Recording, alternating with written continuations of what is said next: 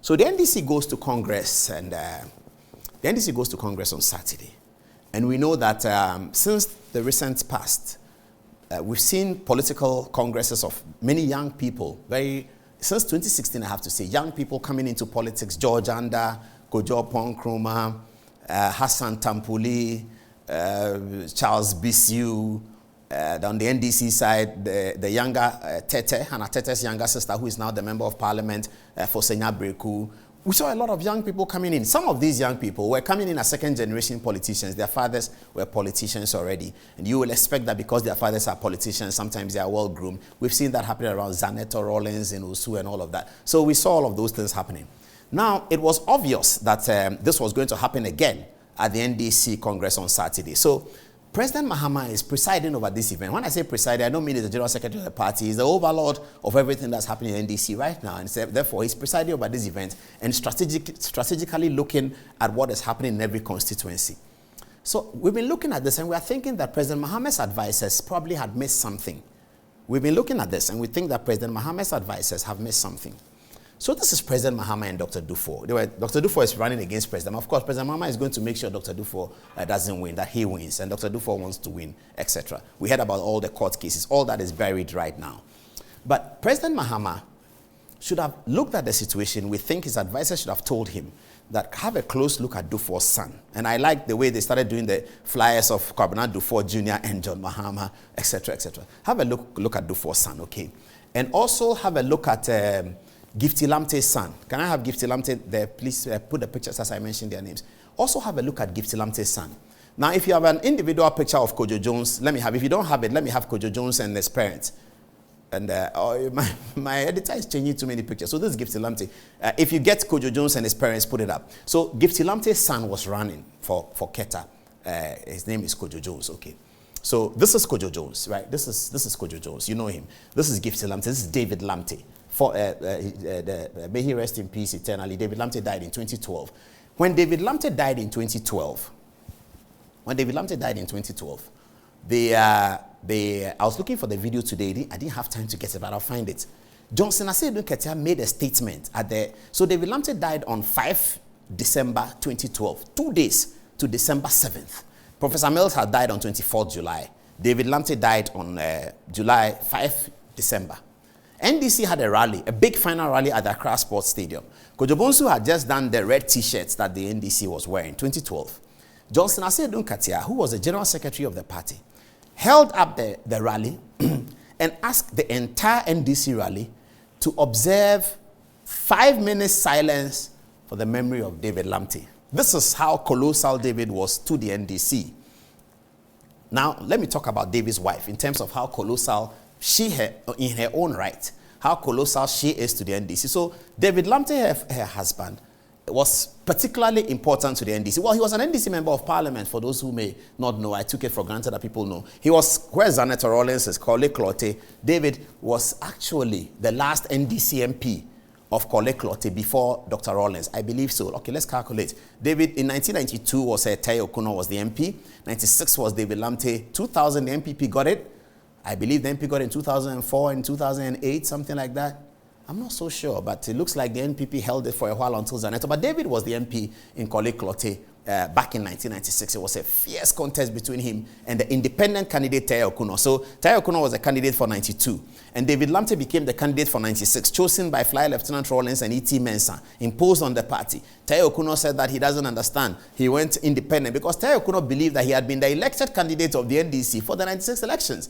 But when David Lamptey said he was interested, J.J. Rollins and E.T. Mensah decided that David Lamptey should be the candidate. At that time, David was already married to Gifty, you see.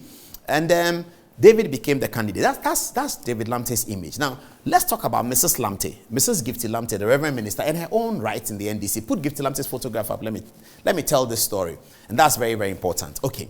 So this is Reverend Gifty Lamptey. If you want to attend church with her church is at East Legon. You can find it and attend it with her.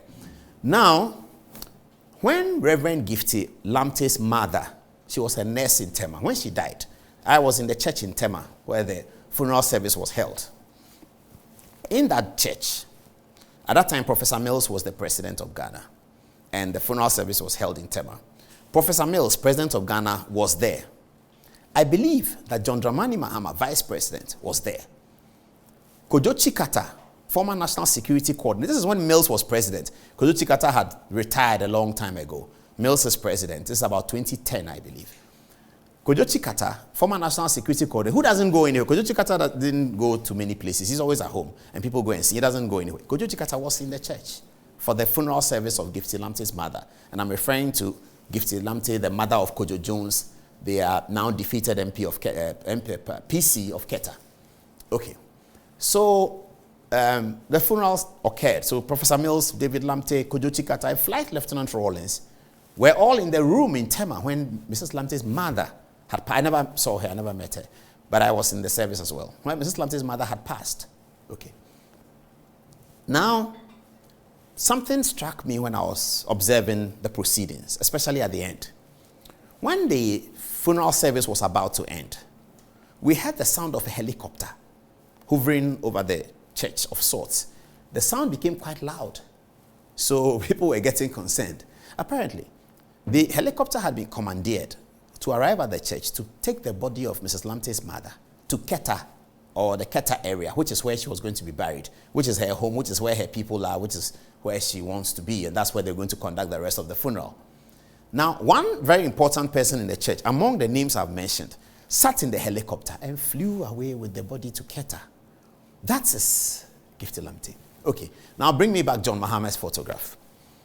So, in those circumstances of John Mahama, in those circumstances of Mrs. Lamptey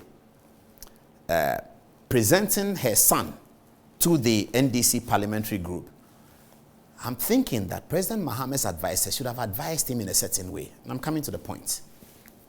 Let's talk now about Dr. Duffour as well. Okay. Dr. Duffour is also, I'm talking about Dr. Duffour's importance to the NDC in his own right. Now, Dr. Duffour is important to the NDC, not just because he was a finance minister for the party or that he was a governor of the central bank, but in terms of the regional administration of votes. Ashanti has become particularly crucial to everyone, but especially the NDC. People think Ashanti is more important to the NPP. It is, very. But it is important to the NDC because just check the last results. NDC pulled 600,000 single votes from the Ashanti region. The difference between NDC and MPP in Volta region was not up to 600,000. But NDC's single votes pulled out of Ashanti was 600,000 in the last election. If that vote that they pulled in Ashanti was 700,000, it would have meant that the difference between President Akufo-Addo and John Dramani Mahama would have been 400,000. That is getting close to a second round. It was not a second round, but it's getting close. So Ashanti is particularly important to the NDC. Now, Dr. Duffour is considered as a foremost Ashanti, and I'll tell you why. In the era of democracy, or in the era of the history of Ghana, not many Ashantis have risen to the level where Dr. Duffour has risen to become the Minister of Finance and earlier on the Governor of the Bank of Ghana, and actually Deputy Governor of the Bank of Ghana. So Dr. Duffour has occupied Deputy Governor of the Bank of Ghana, Governor of the Bank of Ghana, and Minister of Finance at different times. So he's very, very important to the whole Ashanti conversation. Okay. Now, if you go back into history, and I don't need the history anymore, but if you go back into history, I can just talk about it, of finance ministers who have been in Ghana. We started with Komla Gbedema, who was the Kwame Nkrumah's finance minister, and then we went on to Kwame Nkrumah. He ran away, of course, and then he had Kwame Nkrumah had Adom-Otchere, whose son is still around and doing some good work around. One day I'll bring him on TV. The finance minister's son, Adom-Otchere, he's around. Okay, and then after Finance Minister Adom-Otchere was the Buzia government. Well, during the military era, somebody was finance minister, I'm not sure. But I'm sure there was a commissioner for finance from among the soldiers or something like that. But then Buzia came in and appointed J.H. Mensah as his finance minister.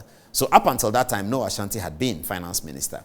And then the Achampon era had Achampon was himself the commissioner for finance as a military ruler. But then he had some people working on it, and they were Ashantis. I think Kwame Pianim was one of them, Victor Salome was another, and then there was Anane Benfo as another. Yeah, I like this photograph of Kwame Pianim and Kutu Achampon.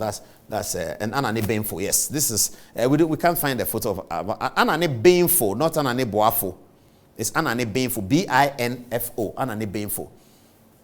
And they were working around the Ministry of Finance. Kwame Anim is an Ashanti, of course. I believe an Anabienfo too is. But they were not appointed Minister of Finance. And then came in 79, I'm not so sure who, George Bennett started it. Professor George Bennett started as the finance minister in 1979, and then his budget was toppled, and then he resigned and went to lands where he had been during the Champon era.